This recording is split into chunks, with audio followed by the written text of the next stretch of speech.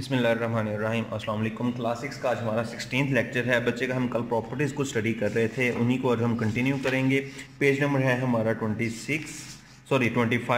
Page number 25 पे आ जाएं। हम लोग कल पेज नंबर 24 पे प्रॉपर्टीज़ को कंप्लीट कर चुके थे। आगे प्रॉपर्टीज़ ऑफ मल्टीप्लिकेशन की हमने ए प्रॉपर्टी पढ़ी थी, अब बी की तरफ चलते हैं। तो पहली बी पार्ट में वो कहता है the product of two whole numbers remain unchanged if the numbers interchange their places, this is the commutative property of multiplication. मतलब क्या है इस बात का कि जैसे हम एडिशन में कर रहे थे वैसे ही मल्टीप्लिकेशन में अगर दो नंबर्स को मल्टीप्लाई किया जा रहा हो, अगर वो नेचुरल नंबर हो या वो होल नंबर हो, तो मल्टीप्लाई करने के बाद उनकी अगर पोजीशन चेंज कर दी जाए और दोबारा उनको मल्टीप्लाई किया जाए तो आंसर हमारा सेम रहेगा। यहाँ पे वो ये बता रहा है। इस प्रॉपर्टी को कम्यूटेटिव प्रॉपर्टी ऑफ मल्टीप्लिकेशन कहा जाता है। वो बता रहा है आगे, वो कहता है the commutative property also applies to the natural number. ये नेचुरल नंबर पे भी होल्ड करती है।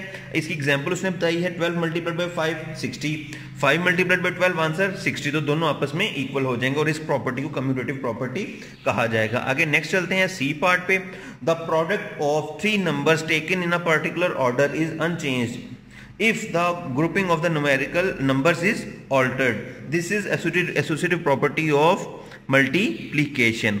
अब वो बता रहा है कि अगर आप तीन नंबर्स दें, जिस तरीके से हमने एडिशन में उनकी ग्रुपिंग चेंज की थी, पहले दो नंबर को मल्टीप्लाई करके उसको तीसरे नंबर से मल्टीप्लाई किया था, उसके बाद उनको हमने जो लास्ट वाले दो नंबर से पहले उनको मल्टीप्लाई करके और पहले नंबर से मल्टीप्लाई किया था, वहां पे हमने ऐड किया था, यहाँ पे हम मल्टीप्लाई करेंगे तो आंसर सेम रहेगा, जैसा वो एग्जाम्पल में भी बता रहा है। 4 मल्टीप्लाइड बाय 5 आंसर जो आएगा उसको हम 6 से मल्टीप्लाई कर देंगे, यानी 20 को 6 से मल्टीप्लाई किया तो 120 आ जाएगा।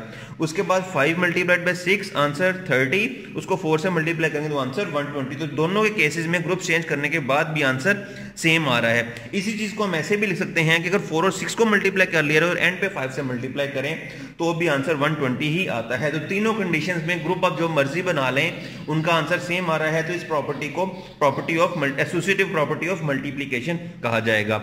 आगे डी पार्ट पे चलते हैं। तो product of whole number and zero is zero.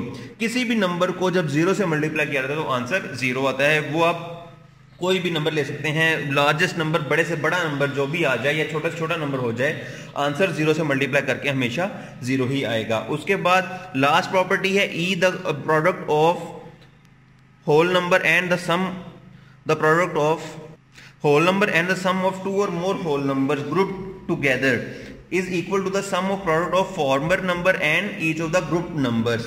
This is distributive property of multiplication over addition. This distributive property of addition also applies to the natural numbers. बच्चे पहले मैं आपको प्रॉपर्टी थोड़ी एक्सप्लेन कर देता हूं, उसका मतलब क्या है, उसके बाद फिर आप इसको याद करेंगे। अब आपने यहां पे करना क्या है, आप देखें हम दो नंबर्स को ले रहे हैं, उनको हम दोनों क्या कर रहे हैं, ऐड। क्या कर रहे हैं, उनको ऐड, जो हमने ब्रैकेट के अंदर लिखा हुआ है, और ब्रैकेट से बाहर वो एक नंबर से मल्टीप्लाई हो रहे हैं, यानी 5 multiplied by bracket start 6 plus 7 equals to.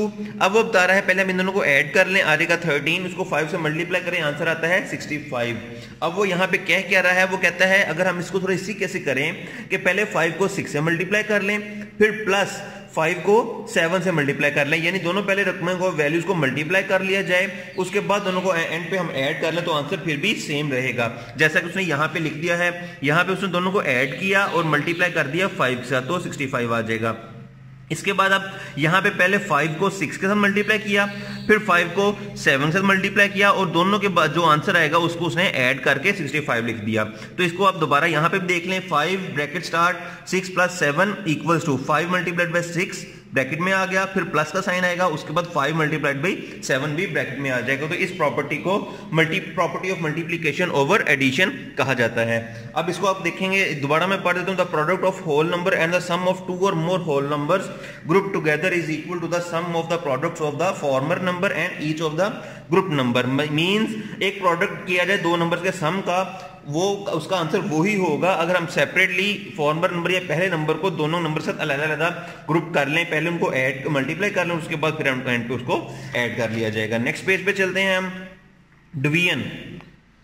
अब हम डिवीजन की प्रॉपर्टीज देखेंगे। प्रॉपर्टीज ऑफ डिवीजन में पहली प्रॉपर्टी आ रही है, if are whole number is divided by another non zero whole number the result is not necessarily is a whole number. वो कहता है अगर हम एक होल नंबर को एक दूसरे होल नंबर से डिवाइड करें तो लाजमी नहीं है कि आंसर एक होल नंबर ही आए। जैसे हम एग्जांपल देखते हैं 10 मल्टी डिवाइड बाय 5 आंसर 2 आ रहा है, ये एक होल नंबर है। लेकिन अगर हम 5 डिवाइड बाय 10 या 2 डिवाइड बाय 4 कर दें तो आंसर 2 हमारा होल नंबर नहीं आ रहा है। इस चीज को आप इजी अंडरस्टैंडिंग के लिए क्या कह सकते हैं, लेट्स सपोज आपके पास 10 चॉकलेट्स थी, आपने 5 बच्चों में डिवाइड करनी थी तो हर बच्चे को 2 चॉकलेट्स आएंगी, पूरी पूरी चॉकलेट आ जाएगी, होल वैल्यू आ जाएगी। लेकिन अगर आपको कहा जाए कि 2 चॉकलेट्स जो हैं वो 4 बच्चों में डिवाइड करें तो वो पॉसिबल नहीं होगा, वो होल नंबर नहीं आएगा।